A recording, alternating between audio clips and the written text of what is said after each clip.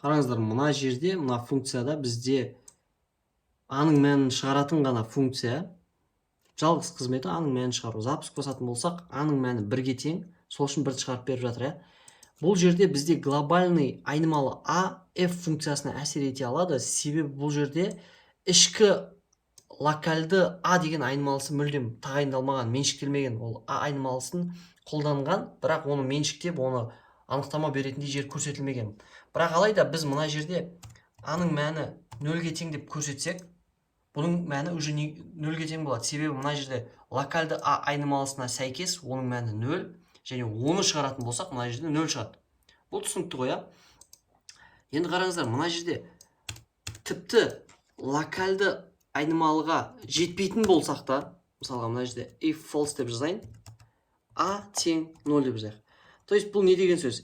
Егер қате болса деген сөз, ал егер if-тің жанындағы тұжырым қате болса, біз оның ішіне кіре алмаймыз, дұрыс па? True болса ғана кіреміз.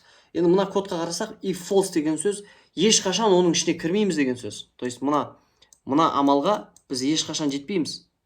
То есть бізде false тұр да, өйткені if-тің жанында. If-тің жанында true тұрса ғана біз ішіне кіретін едік, Сәйкесінше аның мәніне, аның локальды мәніне біз по сути ешқашан жетпейміз.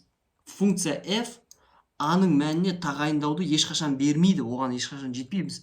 Дегенмен тағайындау коды бар болғанымен осының ішінде бізде қазір енді a тең 1 деген мәнді f функциясы уже шығара алмай қалады. Бізде қателік шығарады. Неге? Себебі бізде a тең 0 деген локальды a-ның мәні бар. Даже если оған біз жете алмасақ та, ол бар.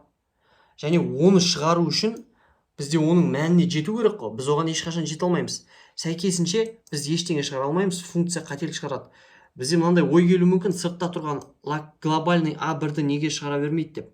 Себебі мына жерде мынаны алып тастаған кезде a тең 1 деп шығарып тұрды ғой. Ал мына жағдайда шығара алмайды. Себебі бұл жерде a-ның мәніне локальды тағайындау бар. Түсініп отырсыздар ма? Бағана біз былай жазған кезде a-ның мәніне локальды тағайындау жасадық та, сөйтіп солмен 0 деген мән шығып жатыр ғой. Бір нәрсені түсіну керек. Локальды мән тағайындалса, локальдымен жұмыс істейтін болады, міне. И мына жерде функция шақырылып отқанымен ол локальдыны іздейді. Локальды мән тағайындалмаса, ол глобальдымен жұмыс істейді.